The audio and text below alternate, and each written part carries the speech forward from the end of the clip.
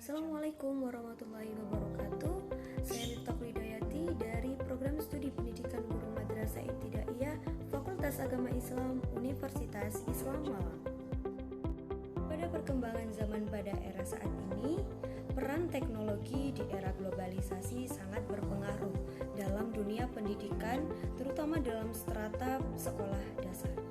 Baik, jadi di sini saya akan membahas tuntas tentang peran teknologi dalam pendidikan sekolah dasar dan metode bersistem untuk merencanakan dan menggunakan serta menilai seluruh kegiatan pembelajaran dan pengajaran dengan memperhatikan baik sumber teknis maupun manusia dan interaksi antara keduanya, yang mana sehingga akan mendapatkan bentuk pendidikan yang sangat efektif.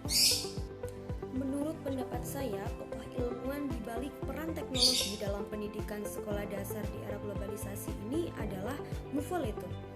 Yang mana Muffoletto memberikan pendapat bahwa teknologi pendidikan bukan tentang perangkat atau mesin komputer saja, atau bahkan artefak yang lainnya, tetapi tentang sistem atau proses yang mengarahkan kepada hasil yang diinginkan dengan memanfaatkan perkembangan teknologi.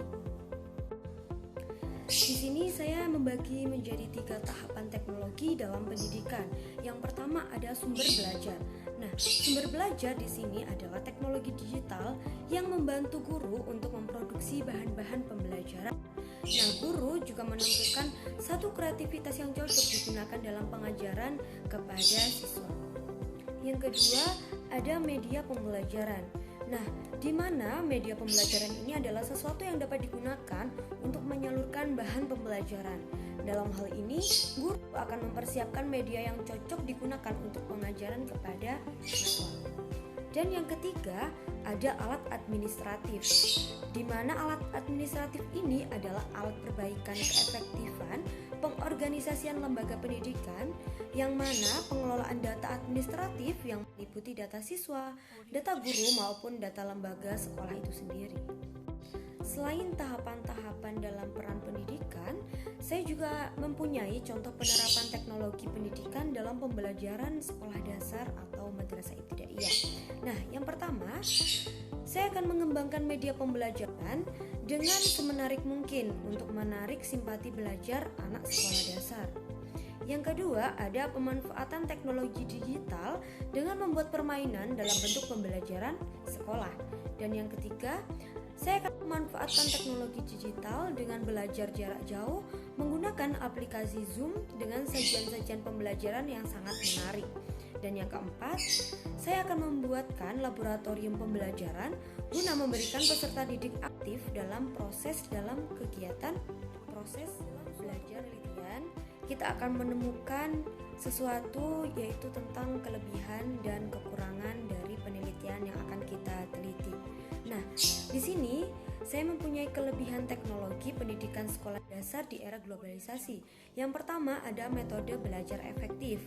Nah, metode belajar efektif ini adalah dalam pembelajaran siswa mendapatkan platform yang lebih baik. Dan yang kedua, ada mudah dan tidak terbatas informasi. Nah, pada akses informasi pembelajaran dan kemudahan untuk mengakses apapun yang dalam bentuk proses pembelajaran itu akan sangat mudah dan tidak akan terbatas dalam sistem informasi itu sendiri. Dan yang ketiga ada nyaman.